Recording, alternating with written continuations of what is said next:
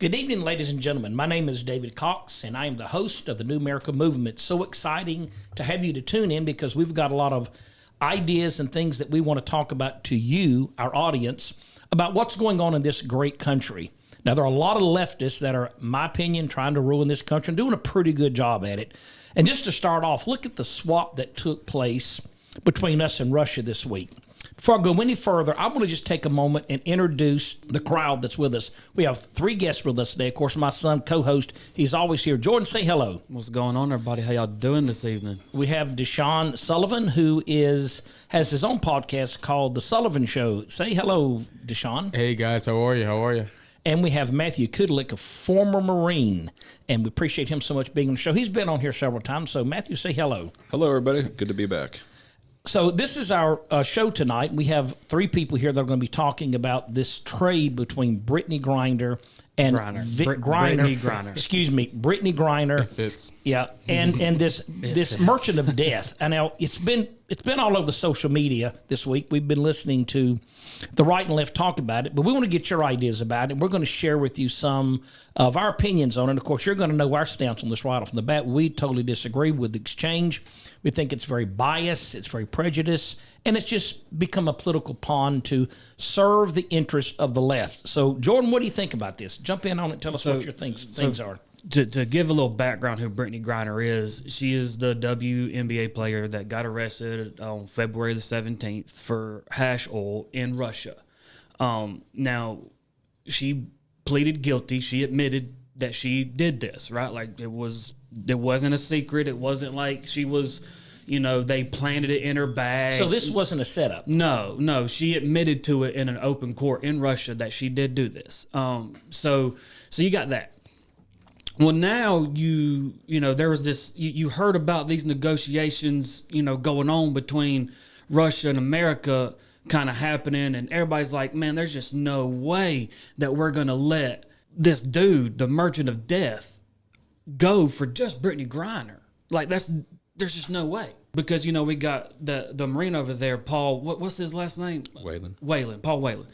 So we got him over there. So everybody's thinking they're both coming back. It's got to be that, right? It's got to be that. And then lo and behold, if you don't see the headline, Brittany Griner is traded for the merchant of death. I want the audience to understand this. This is not your local arms dealer. This is not the guy that you get a 9mm from the back of a trunk. This guy supplied ground to air missiles. 300,000 AK-47s or something like that were purchased. This is just what they know about, and this is who we traded for a WNBA basketball player who smokes weed. Interesting, Matthew. What's your take on this? Did we get a fair shake on this deal or not? I would say not in the least bit. I mean, it was a tactical victory, obviously, because we have an American that's sleeping on American soil, which is always great. We should always support that. However, from a strategic standpoint, it's incredible to me that we have put identity politics in front of national security, and it goes down to the Biden administration of how they thought they could leverage this to garnish more support here in the United States. And it kind of shows the lack of a moral foundation that we have here, that we would, as Jordan just stated, trade and negotiate the freedom or the release of a LGBTQI black female WNBA star, is how she's being described by the White House and everyone else, for a notorious international arms dealer who's responsible for the illicit trade of countless hundreds of millions of dollars worth of weaponry. He had his own Central Air Force that was based out of the UAE during the 80s and 90s and 2000s. The DEA was their number one priority target in the late 2007-8 timeframe. It's almost unbelievable, the fact that this was the cost that we imposed on Russia and the rest of the world. Now we've identified what's the price for a celebrity star to release them. Well, the going price right now is an internationally renowned arms dealer known as the Merchant of Death. So the next time a celebrity travels, or somebody that has identity politics behind their name, and they are apprehended in a foreign country, what's going to be the going price then? And it's going to be extremely high, or low for us, high for them. I'm sorry, high for us, low for them. And we should all be concerned about that. If I was, somebody traveling around the world, you can go to, it's all identity politics. You can go to the Department of State website. Anytime you travel, as a retired Marine Lieutenant Colonel, traveled all over the world. Anytime you travel to a foreign country, you got to fill out a country, several country forms that allow you to get into country. There's travel policy. You go to the State Department website. You go there right now, and it says right now, I'm there right looking at it now. It said, we cannot get U.S. citizens out of jail. We cannot state to a court that anyone is guilty or innocent, provide legal advice or representation, so on and so forth. But those are obviously all lies now that we know. If you have the proper identity politics and you think that it's going to support the current Biden administration, then yes, we can negotiate your freedom for the cost of a notorious arms dealer. So overall, huge strategic failure for the United States with maybe we could talk about it today, multiple second and third order impacts across all American citizens and the United States foreign policy. My take on this is, what's going to happen with this merchant of death? Is he out of business? Is he going to continue his rage across the world? It's funny. Look, I think he's making jokes. I think he's already made the statement that he thinks he can help Russia in the Ukrainian war. But what do you think? Is the man out of business or not? Is he retiring? Right. Is he going to a beachfront and live his life out, or is he going to pick up that? No. And if you were to ask me personally, like, just think logically. So I love to just bring logic into a lot of arguments, debates just like this. If I was locked up in Russia for weed, and if I were gay and my black butt was locked up in Russia, would I be traded for the merchant of death? If it was anybody else, no one else is getting traded. But since it's Brittany Griner and there's going to be elections in 2024, now we want to do something. We want to trade for a terrorist. That is one of the dumbest things that I possibly could have ever seen happen, make the headlines. But it's all pre-planned anyways. Like, why did we do that? We want to take ARs away from loyal, true patriot-blooded Americans, give arms to Russia, who already said that they wanted to take over Alaska again. Yet we still have people inside of the, White House and politics dressing up like they're women, but they know that they're men. Yeah, so like, this is embarrassing. You see how weak we are? Like, that is exactly the thing. We are the laughingstock of the country, or of the world.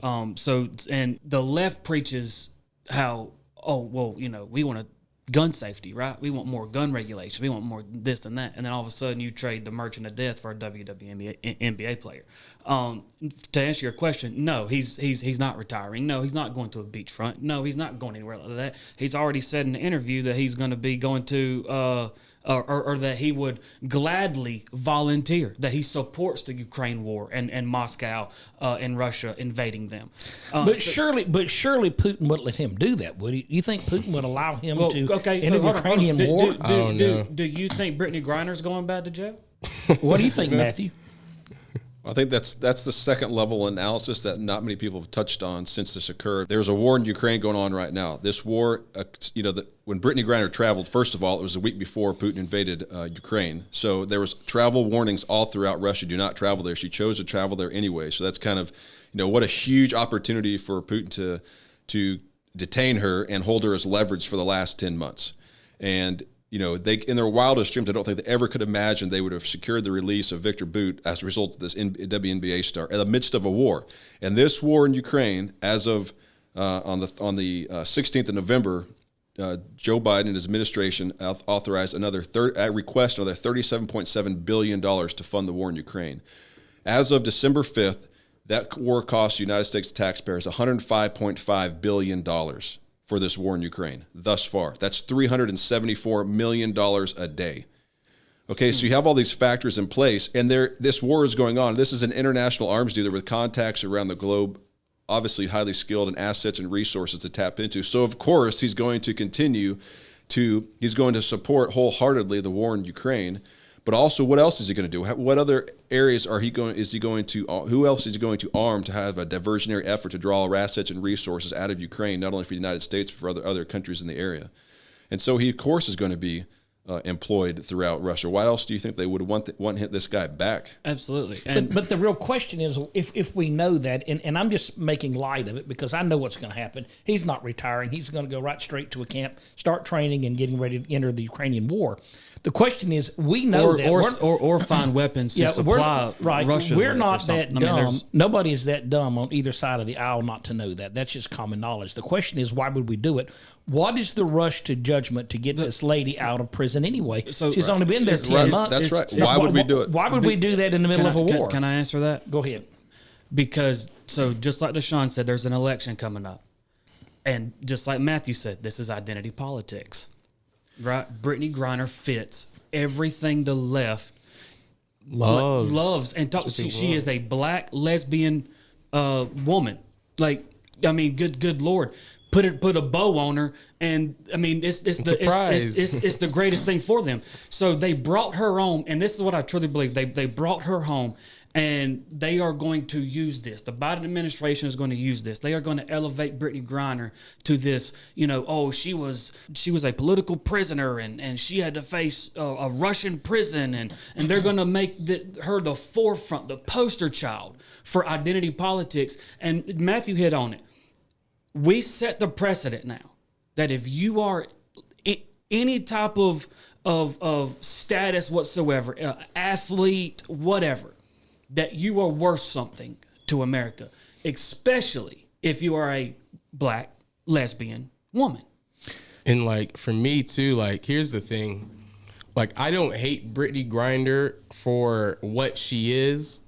I don't hate her for being a lesbian. We don't hate her for being black, obviously. It's just it's Biden, like bro, like the fact that you would even consider a trade like that makes you look incompetent. And honestly, I would say that you deserve those 2 impeachments for that one right there. This trade wouldn't have happened with any other president. Let's just keep that in mind. We don't even have any boots in the ground in Ukraine, and we've already spent almost $500 billion. Well, if you do a Google search of Brittany Griner and Viktor Bout, they were trying to negotiate this exchange back in July, which is before the midterm election. So no doubt in my mind that they were trying to negotiate this. For some reason, they couldn't make it happen. And so now the question, David, I like your simple questions, because that's what we need to ask, is that why? What did we gain as Americans, as a country, by the release of Brittany Griner right now and giving back to Viktor Bout? And what did Russia gain? Well, they gained a tremendous amount. We gained more identity politics that the current administration loves to bring to the forefront in absolutely anything. And so the question is why the timing now? And why was this the deal made? I mean, you talk about a country that should have had unbelievable amount of leverage. We literally have earmarked $105.5 billion in the war in Ukraine. The Ukrainian army has done an incredible job. How could they not, with all the assets and resources given them, pushing back Russia? Yet we couldn't use that negotiating power in saying, look, hey, Putin, if you don't give up Paul Whelan and Brittany Griner, this is what we're going to do. We're going to give $150 billion, or we're going to provide these exact assets and resources to further decimate your military as they continue to invade Ukraine. But we still couldn't do it. Well, I'm glad you brought that up, because we're hearing now. We don't know if this is true or not. There's no way to really find out if it's true or not unless somebody comes forth and says something. But we're hearing that Putin has said that they both are on the table. Paul was on the table, Brittany was on the table, and America just wanted Brittany. Now, the Biden administration is saying, now, hold on, no, that didn't happen. They just offered us Brittany Griner, and we gave them Viktor Bout back for Brittany Griner. Is that a possibility, or is that something that you feel like maybe is just too far-fetched for even someone like Biden to do? I think of these complex negotiations, impossible to know what transpired back and forth. A deal that was brokered through the Saudis, which is another sidetrack part of the story that's as incredible to me. So it seems to me up to this point, it was all of the stuff that I looked at, and I've seen this in the news, is that it was both of them, Paul and Brittany, and all of a sudden it goes down to Brittany. And why the timing now, and what do we have to gain for it, and what do they have to gain for it? I mean, it's just not a good precedent established by the national security, for our national security by this current administration. And it's a very short-term victory for them, but with very grave long-term consequences. So there's a lot of discrepancies back and forth. Just like you said, the marijuana piece. I not advocate for marijuana, but she was unjustly held because she had hashish in her little canisters. Over here, we have laws against marijuana. There's people that are imprisoned because they were participating in the January 6 riots in Washington, D.C. They're still in prison, not done before trial, here 2 years later. But we're worried about her being unjustly in prison there for 10 months.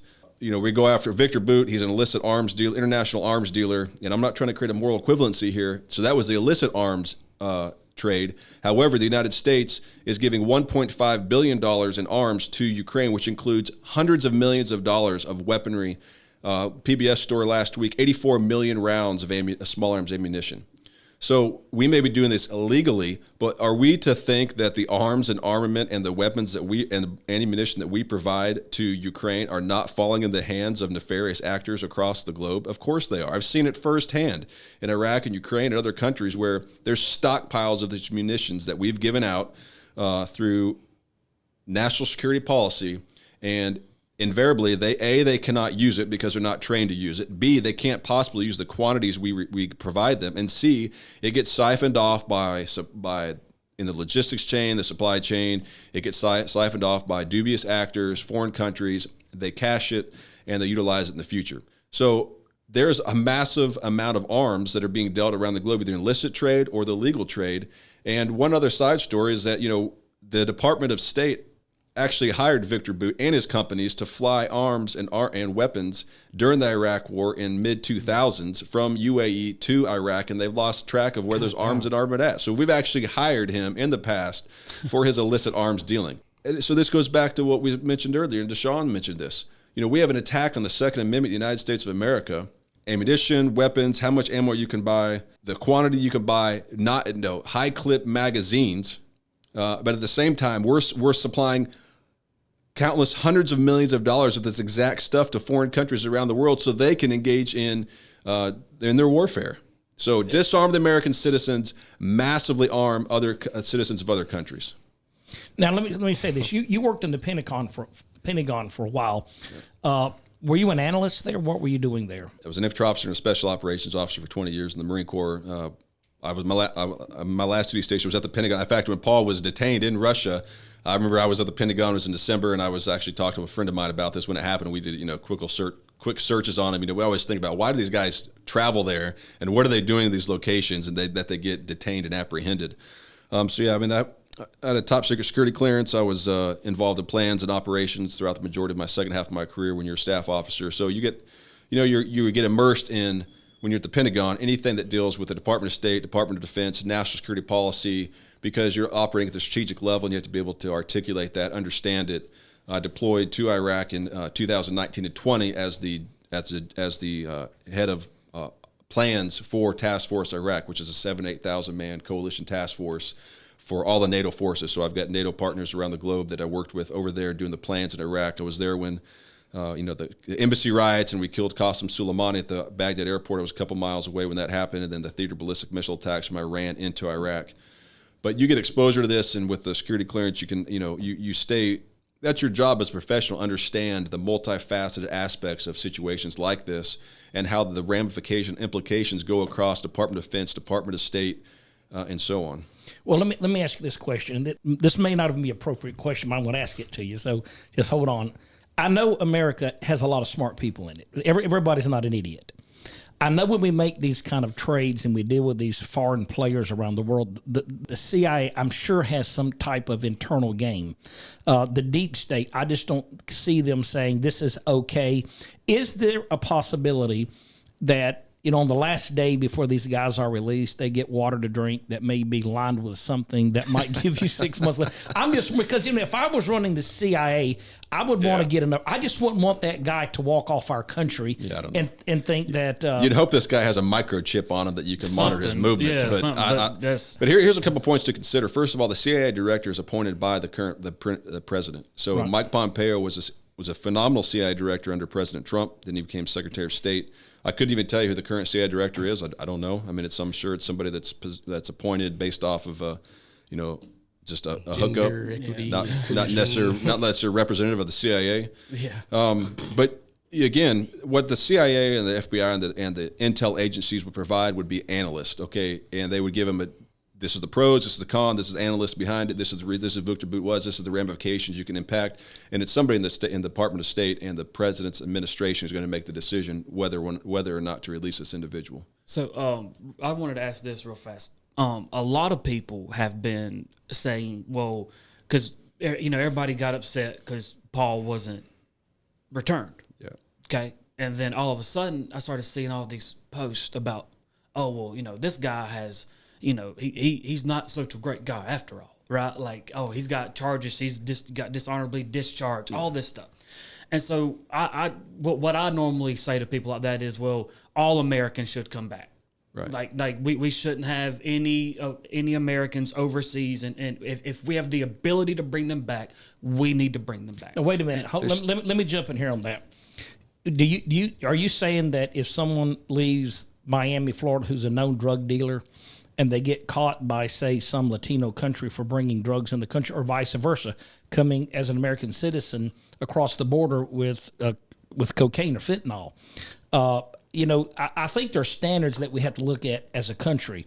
If you are a criminal, a known active criminal, and you're committing crimes all across the country, and you get caught, say, in Singapore, China, or Russia, I'm not for bringing you back. I don't think we should spend money and time to free someone who is a known, even though you're a U.S. citizen. Well, at that point, you're talking about an actual known criminal. Right. Well, she's a criminal. She was convicted. Criminal. But she was not arrested falsely. You're talking about a legit national security risk. This guy is not a local street gangbanger. This dude doesn't run around scamming folks. I'm talking about Brittany. Brittany was convicted of a crime. Yeah. We have people that leave this country every day that go overseas, or vice versa, who are Americans who try to come back and bring illegals into this country.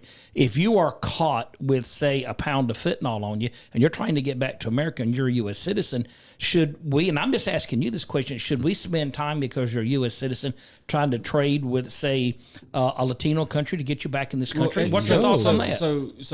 This would be my answer, and I'm going to shoot this to Matthew. So I would say that it depends on what, like if just like you said, if you're committing crimes all across on every country, you got Interpol and stuff like that. We got bad players in this country too. Yeah, but you got Interpol and stuff like that. So you have all of these people that are like, so that's completely different than what Brittany Griner did. She just went up there and was going through an airport and had marijuana on her, and they arrested her and kept her as a political prisoner. Paul Whelan is on charges of espionage, on spying on the Russian government. Those people need to come home. I agree with that. I'm just saying, why would we put so much effort in? And I know the answer to it. Let me answer. Go ahead. Let me answer. So we have those guys that have charges. Okay, and so what I'm talking about is you're trying to say if a person crosses the border, has fentanyl and stuff like that, and they're out doing all this stuff, that they shouldn't come back to America because of what they should did. Serve their time. Okay, so they should serve their time. Okay, cool, that's fine. What I'm saying is, if you are in another country that is an enemy of the U.S. and you are on charges that are not correct, that even if they are correct, but they're small, I don't think going to jail for marijuana serves a 6-month sentence or a 5-year sentence. I think that is a political stunt for them to have some way on Brittany Griner. So there are stuff like that. But I feel like if you are an American citizen, even if you commit a crime overseas, you serve that time, do all of that, that's fine. But that's why if we can get you back, I would say get them back, serve their time over here. If we can't, serve their time over there, whatever. But if we're talking about political prisoners, if you're talking about actual people like Brittany Griner and Paul Whelan is a political prisoner. He's not over there because he was arrested for cocaine or fentanyl or anything like that. He's over there because Russia wants bargaining chips. Yep. This is what I say. I say the next person that comes over here to America that tries to start up any type of international, confusion, beefs, like with the wars, have political prisoners, things like that. The next foreign person that comes over to America trying to do what really the entire nation of China has done within, misleading the youth and manipulating the youth's brain, or just how we just traded the Merchant of Death back to Russia. The next person that comes over to America, we're making an example out of you. That simple. So that it doesn't happen again, because we're so soft on everything. We just want to be this soft nation that thinks that we're just ruling over everybody. When I say making an example, let's keep them here for their entire sentence. You know, the next person that does something like that in America, they're going to know for a fact that you cannot just walk into American waltz and do whatever that you want. That's crazy. It's crazy talk. What do you think, Matthew? What do you think? All right, let me rephrase the question. Now shoot it to Matthew. Should a person who's a U.S. citizen who has committed a crime, a known crime, whether it's an arms crime, a murder crime, a drug crime, if you're anywhere in the West, say France, Germany, if you're in China, Russia, or you're in a Latino country, is that grounds for us to try to get you back? What do you think, Matthew? I traveled out of country to a hotbed location, quasi hotbed location, about a month and a half ago. And so I went through my proper protocol, which I've always done when traveling. You go to the Department of State website, see if there's any travel warnings in that specific area of the globe, and you can go there right now. And again, it says right here: tips to avoid arrest overseas. Understand you are subject to the local laws and regulations while visiting or living in the country, and you need to follow them. If you're arrested, contact the embassy. We can provide a list of local attorneys. We cannot get U.S. citizens out of jail. You're traveling overseas and under your own fruition, and you're subject to their laws. And so if you break the law, whether it be minor carrying marijuana in some canisters while you try to board the plane, you are subject to their laws. If they want to imprison you, then they can imprison you. The State Department has already told you ahead of time, you are at the mercy of the government. We cannot get you out. Of course, now we know the fact that there's caveats to that. We can get you out of prison if you meet these specific criteria that help our administration. That's the whole point I'm trying to make. Yes. It's not like she was innocent. Nobody planted it. She said, I have she marijuana was guilty, on me. yes. So why not just let her serve her sentence out and leave this alone? Why turn it into a political football? Because the Biden administration. I know, but people have to be smart enough to realize that this takes a lot of time, a lot of money, and effort, and we actually released a very bad apple in the community. See, you're trying to make this logical. This isn't logical. It's not logical to trade a guy that's dealt millions of weapons and ground-to-air missiles and all of these other things and military stuff. There is no rationale in this world. No, I agree with you. That guy gets traded. I'm just trying to say, why not let her sit in jail, do her time, stop the media and that's from what was talking going to happen, and move on to something else. That's what was going to happen, and that should have happened. So that's what was going to happen. And then the Biden administration started getting involved and saying, "Hey, look, we want to bring her back." And then all of a sudden, now you got you got another American over there in Russia, and Paul Whelan. You need to get him back as well. And so whenever all of this stuff started happening, the negotiations started happening, and it was just for Brittany Griner. Here's what I would have said. I would have said, look, you confessed to the crime. You said you're guilty. Right. No, They've I agree given with you that. a sentence. You're going to have to do your time. Absolutely. And we're not going to, if we were going to negotiate to get you out, I would have said, we will trade for like kind. Yeah. If you've got a Russian here who has committed some type of misdemeanor on a drug charge, we'll give you that person for this person. So, because here's it up. Hold on. But Jordan, let me finish. Here's what I got to say about that. This lady has pretty much denounced America. She said that she did not want the national anthem sung at all these sporting events. Absolutely. She already voiced her opinion that there were so many things that she did not like about America. So she's already established her politics with all of us. We know she doesn't even want to live over here. Now, I'm not wrong on that. I'm just stating the facts. Absolutely. No, You're right. She is not a patriot of this country. You're absolutely right. So with that being said, why would we not want to spend time trying to work to get somebody out of jail that maybe was innocent? Because here's what's happening politically, and this is something I want to ask you guys a question about. What do you think the world says when they see this type of play? That you can take a person who's done virtually a very, very small crime, gets a sentence, And now you can negotiate your big boys for her. You can take the merchants of death. You can take people who are massive assassins and terrorists like Iran. What would keep the Iranians from capturing, say, me? I'm a little pawn, and say, we're not going to give you up unless you give us our terrorists back. What would keep that from happening? Because what you're really doing is fueling people like Iran, China, Russia, all these other Arab countries, and even some Latino countries as weapons against American citizens. What do you guys think about that? Your first question was, if you break the law somewhere else and you go around all hopping over our countries and stuff like that, should you come back to America? Okay. No, because that you have Interpol, you have other agencies involved, and you're over there committing crimes over there, and just like Matthew said, you are subject to those. Okay. I'm talking about people that are wrongfully convicted in other countries and used as political pawns. Those people, those Americans need to come back. I don't think Brittany Griner, I'm going to repeat this, I don't think Brittany Griner should have spent 5 to 6 years in prison in Russia. Don't think that. I'm glad she's home. What I'm mad about is the fact that we left a Marine back there. I don't give two craps what his record is. I don't give two craps what he did in the military. I don't give two craps if he was over there spying on Russia. I don't give two craps about none of that.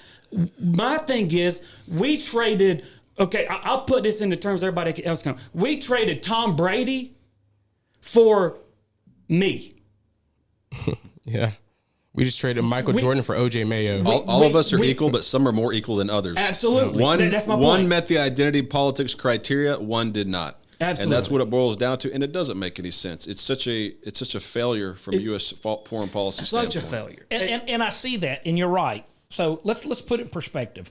You have countries around the world that always want to get the cutting edge against America politically. They want to gain power and authority to manipulate us. China does it. Many of the Middle Eastern countries do it. Russia's been doing it for 50 years. When they identify your politics, what makes you tick? What do they see in America? What did they see in the Biden administration that made people in Russia say to themselves, they are more concerned about identity politics, about the LGBT community, about people who they can use as political leverage to get what they want. That is the danger when we roll the dice and we tell American people in the world that these things are more important than the bigger picture of foreign policies that actually protect our country. How can you justify releasing a lady that is guilty, confessed that she did this crime? How can you justify her release and the releasing of the merchant of death back to Russia, who we've already established this fact, that he's going to go right in and begin to kill Ukrainians and anyone else in this world who he may see as his opposition. So you freed one lady from 5 years in prison, and how many have you killed in the process? So don't you think that other countries see that and say, man, you can manipulate the American government because we're so politically... Yes. We have to be so woke and politically correct on these issues that we're willing to let disaster hit in other countries. Matthew said it. What do you think about that, Matthew? Jump in on it. Well, Matthew said it. He's been saying it's identity politics. The only reason Brittany Griner is back right now is because she's a black lesbian basketball player. That's the truth. That's just got to burn you up. But you got to be frustrated. But this is absolutely, and that's what everybody's upset about. Everybody's upset. They're like, how does she come home but not Paul? But this is a microcosm of what's happening across the entire United States of America. This identity politics goes to every facet of our life, and it's the priority for everything now. What your race is, what your gender is, what your political ambitions or political swayness is. I mean, it's in everything. It's identity politics, and this is the destructive path of it. Now, nothing's ever good enough. There's camps over here, and none of it makes sense. We're no longer just Americans. We're Americans, and we have all these monikers behind it. In this case, like I said, she met every identity politic criteria, including she hated America. She walked off the court for an entire year when the national anthem was played as a WNBA star, and she takes priority over a over It's Paul crazy. Whelan. It's It should crazy. be So- American it's- citizens. so- What's the so- difference? We're two American So citizens. our politics are killing us, is what you're saying. So this is my Literally. so this is the thing. This is identity politics at its finest. Or at its worst. At its worst, however you want to look at it.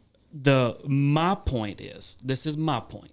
We know that she was a political pawn. Did she break the law? Absolutely.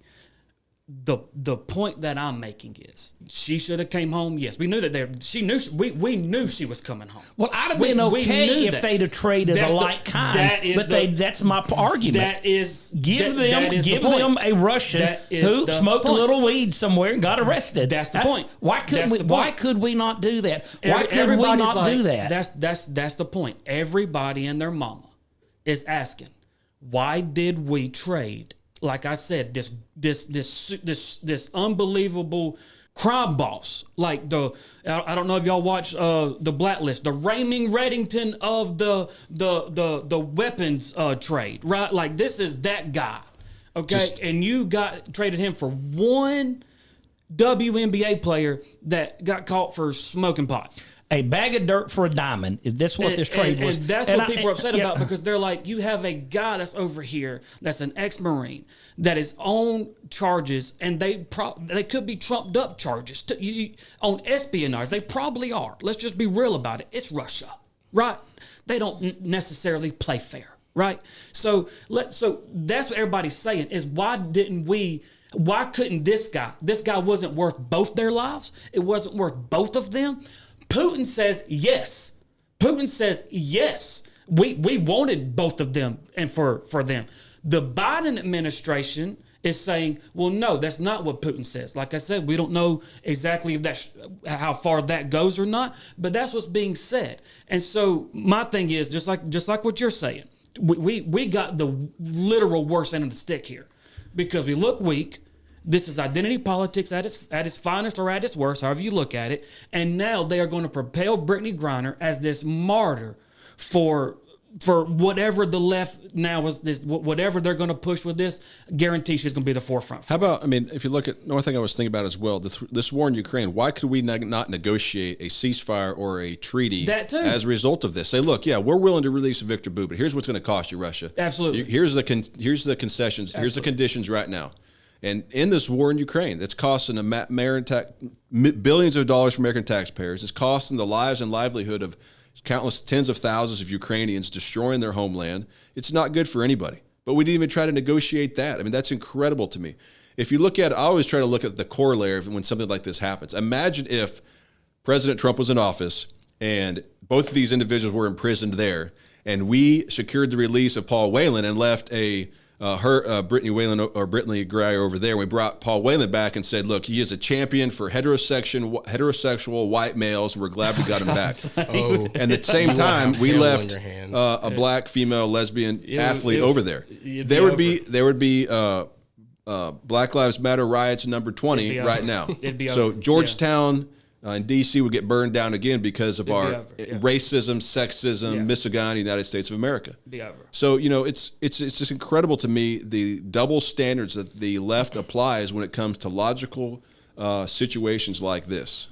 Well, let me say this. This has been a great show. You guys are great guests. If this is the best you can do in a trade, what else are you failing at? Because it is a terrible trade. And you've got to know the backlash from this, that people around the world are going to say, man, you traded a girl who really is anti-America for a guy who's going to go off and kill more Ukrainians and other people around the world. What was and is the logic in this? So thank you guys so much for watching. Comment, like, share, and follow New American Movement. This was a great show. Thank you guys for being on. We definitely believe that this was a horrible trade on all counts. This is just a sad day. Very sad. Well, folks, this is it. New American Movement. We appreciate you tuning in. God bless you and have a great day, and we'll see you later.